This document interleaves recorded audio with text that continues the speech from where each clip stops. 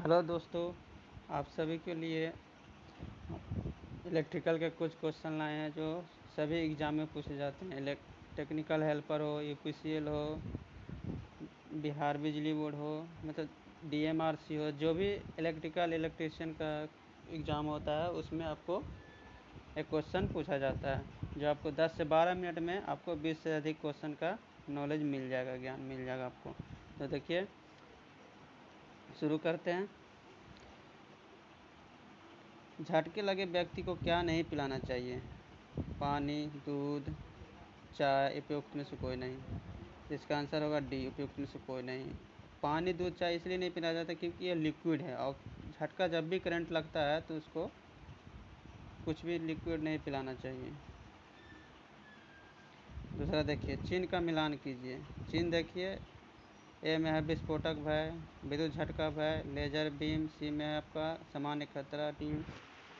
D में है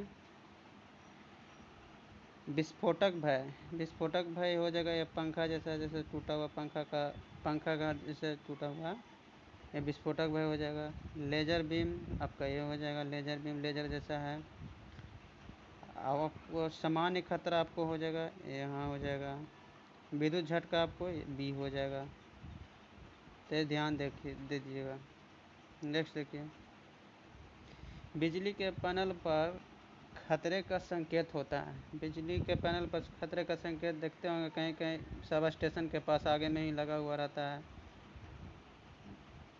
और ट्रांसफार्मर के पास भी लगा हुआ रहता है। वो ये चिन्ह होता है, त्रिभुज में रहेगा और खोपड़ी और 2 हड्डी रहता है। तो इसका आंसर बी होगा, बिजली के पैनल पर खतरे का। नेक्स्ट देखिए, बिजली से लगने वाली आग को बुझाने के लिए किस प्रकार का अग्निशामक प्रयोग किया जाता है? पहला हो गया हेलोन अग्निशामक, संग्रहित दवा, पानी से भरे अग्निशामक, पानी से भरे गैस कार्ट्रिज, झाग। देखिए, तीनों ऑप्शन में पानी का मात्रा मिल रहा है, लेकिन आपको सिर्फ ए ऑप्शन में पानी का मात्रा नहीं है। पानी का जहाँ यूज होगा वहाँ हम बिजली का आग बुझाने में नहीं कर सकते क्योंकि झटका लग सकता है हमको। कृत्रिम श्वास क्रिया की सरलतम विधि क्या है? सिल्वेस्टर विधि, सैफर विधि, मुंह से मुंह श्वास देना, ये उपयुक्त में से कोई नहीं। कृत्रिम श्वास विधि होगी आपको मुंह से मुंह सांस देना, और बाकी तीनों है जो आपको प्राथमिक है। प्राथमिक मतलब विधि है जो तीनों है, लेकिन सबसे सरलतम विधि है जो मुंह से मुंह श्वास देना। एक और होता है मुंह से नाक श्वास देना, वो भी प्राथमिक में ही आता है, लेकिन मुंह से मुंह सांस देना ये सरलतम विधि है, सबसे आसान होता है, कोई भी कर सकता है इसको। देखिए नेक्स्ट क्वेश्चन, लाल रंग का बॉर्डर, लाल रंग की क्रॉस पट्टी किस प्रकार का संकेत में बनाई जाती है? लाल रंग का आपको इस तरह का गोल होगा और क्रॉस पट्टी होगा, इसके अंदर में काला चित्र होगा जो वो निषेधात्मक चिन्ह को दिखाता है, निषेधात्मक चिन्ह को दिखाता है, समझे? इसमें आपको चित्र जो रहेगा वो काला रहेगा। जैसे सिगरेट हो गया तो वो सिगरेट पीना माना है, इसका मतलब ये हो गया निषेध कर रहा है, माना कर रहा है। नेक्स्ट देखिए, विद्युत झटके के पश्चात कृत्रिम श्वास क्रिया की निम्न में से किस विधि में रोगी को छाती के बल जमीन पर लेटाया जाता है? सिंपल से ये क्वेश्चन में देखिए, छाती का बल जब भी बोलेगा तो आपको सैफर विधि करना है, सैफर विधि करना है छाती के बल। अगर पीठ का बल कहे तो सिल्वेस्टर विधि, पीठ के बल आपको सिल्वेस्टर विधि हो जाएगा। ये ध्यान रखा, छाती जब भी बोले सैफर विधि और पीठ बोले तो सिल्वेस्टर विधि। ये बहुत कंफ्यूज करता है, इसको ध्यान में रखते हैं। इसका ये आंसर आपका हो गया।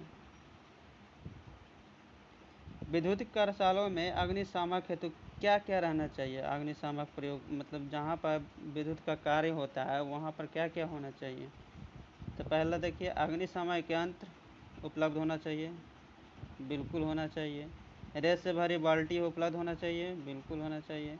जल की व्यवस्था है तो जल से भरी ओवरलोड टंकी होना चाहिए, ये भी होना चाहिए, क्योंकि जब मान लीजिए बहुत आग लग गया तो वहाँ पर सिर्फ आप रेत के बाल्टी से तो नहीं बुझा सकते हैं, जब लाइन काट दिया गया, कनेक्शन काट जाएगा, तो आप रेत का बाल्टी से नहीं ना बुझा सकते, इसलिए पानी की भी ज़रूरत पड़ती है। जब लाइन काट दिया जाए तब यू यूज होगा सी ऑप्शन वाला, इसीलिए इसका डी होगा आंसर पूरा, ऑल ऑफ एबव, तीनों होगा उपयुक्त में से तीनों। नेक्स्ट देखिए, कौन सी प्राथमिक इकाइयाँ हैं? प्राथमिक इकाइयाँ आपको कौन सा है? देखिए इसका सीधा आंसर बोल देते हैं, इसका डी होगा CGS, FPS, MKS, इसका प्राथमिक इकाई है। हो गया centimetre, gram, second, foot, pound, second, metre, metre, KG, आपको हो गया सेकेंड। लेकिन इसमें एक कॉमन होता है, सेकेंड। सेकेंड सेकेंड सेकेंड सब में सेम है, एग्जाम में पूछता भी है। प्राथमिक जो भी इकाई होता है उसमें कॉमन एक कौन सा इकाई होता है, तो सेकेंड ही कॉमन होता है, बाकी सब चेंज हो जाता है, यह ध्यान रखिएगा। इसका आंसर डी हो गया। विद्युत दबाव का चिन्ह क्या होता है? विद्युत दबाव का, विद्युत का दबाव जो प्रेशर होता है, विद्युत का प्रेशर, उसका चिन्ह क्या होता है? पहली बात कि विद्युत दबाव का जो होता है वो, विद्युत दबाव कौन करता है? वोल्टेज करता है। वोल्टेज देते हैं तब ना करंट फ्लो होता है, तो वोल्टेज का चिन्ह क्या हो जाएगा? भी हो जाएगा, आपको समझ गए। विद्युत दबाव को किस यंत्र द्वारा मापा जाता है? विद्युत दबाव यहाँ पर फिर आ गया, किस यंत्र से द्वारा मापा जाता है? तो सिंपल है, विद्युत दबाव मतलब वोल्टेज, वोल्टेज को किससे मापते हैं? तो आपको वोल्ट मीटर, वोल्ट मीटर से मापते हैं। बाकी ये सब तो होगा। एम्पियर मीटर, एम्पियर विद्युत धारा मापते हैं। वाट मीटर शक्ति मापते हैं। Power factor metre, power factor मापते हैं। ICDP स्विच का पूरा नाम क्या है? देखिए पूरा ऑप्शन मत पढ़िए, जो नाम है उसी को पढ़िए, ना तो कंफ्यूज कर देगा आपको। I से हो गया आयरन, C से हो गया क्लेड, D से हो गया डबल, P से हो गया पोल। तो इसका आंसर हो गया ए, आयरन, क्लेड, डबल, पोल। और बाकी ऑप्शन मत पढ़िए, न तो कन्फ्यूजन के लिए आपको दिमाग में रहेगा, एग्जाम में आएगा कि ये भी पढ़े हुए हैं, ये भी पढ़े हुए हैं, इसलिए सीधा इसका आंसर हो गया आयरन, क्लेड, डबल, पोल। नेक्स्ट देखिए, विद्युत द्वारा आग लगने पर किस सामान्य रसायन का प्रयोग किया जाता है? इसमें रसायन पूछ रहा है आपको, तो इसका ऑप्शन के अनुसार आपको रसायन पूछ रहा है, तो सिंपल से CO2 होगा, कार्बन डाइऑक्साइड हो गया आपका इसका आंसर। नेक्स्ट देखिए, मानव शरीर पर विद्युत आघात की शक्ति किस पर निर्भर करती है? लाइन वोल्टेज पर, करंट पर, करंट या लाइन वोल्टेज दोनों पर, मानव शरीर में बहने वाले करंट का मान पर, मान पर। देखिए यहाँ आघात पूछा है, आघात मतलब कितना उसको मतलब चोट लग सकता है, कितना क्षति हो सकता है, कितना जल सकता है, इस कारण से आपको उसके करंट में मान कितना बह रहा है, कितना 10 एम्पियर, 20 एम्पियर, 100 एम्पियर, वो मेन मायने रखता है किसी भी आघात के लिए, तो इसीलिए इसका आंसर डी हो जाएगा। वायरिंग का नाप लेने के लिए कौन सा औजार का प्रयोग किया जाता है? जब वायरिंग का नाप लीजिएगा, दीवार पर नाप लीजिएगा, तो किस औजार का प्रयोग कीजिएगा? स्केल का, ये तो नहीं कर सकते हैं, ये बोर्ड वोर्ड बनाने में किया जाता है। थ्रेड धागा का नहीं कर सकते हैं, रूल का भी नहीं कर सकते। मेजरिंग टेप का उपयोग किया जाता है। मेजरिंग टेप, मेजरिंग टेप होता है ना फीता, वो। एक लीकेज वाली केबल से लगे आघात से मनुष्य को बचाने के लिए हम केबल को किससे काटेंगे? अगर किसी को करंट लग गया हुआ है तो उसको हटाने के लिए, मान लीजिए मेन स्विच नहीं है उसमें, आप कहीं भी मान लीजिए खेत में पानी पटा रहे हैं, किसी को करंट लग गया, तो वहाँ पर तो मान लीजिए मेन स्विच नहीं है, तो आप टोका लगा के फंसा रहे हैं, खेत पटा रहे हैं, तो आप उस टाइम क्या कीजिएगा? केबल को किससे काटिएगा? भाला से काटिएगा, कुदाल से काटिएगा, लकड़ी हैंडल से, कैंची से काटिएगा, ये उपयुक्त में से सभी औजार से, उपयुक्त में से सभी से। जिसमें लोहा आपको नहीं, जो मतलब कंडक्टर नहीं हो, उससे आप काट सकते हैं। जैसे भाला में देखिएगा लकड़ी का रहता है, नीचे में लोहा रहता है। कुदाल में भी नीचे में लोहा रहता है, ऊपर लकड़ी रहता है। यहाँ पर तो खुद बोल दिया है लकड़ी का, तो इसीलिए डी इसका आंसर सही हो जाएगा।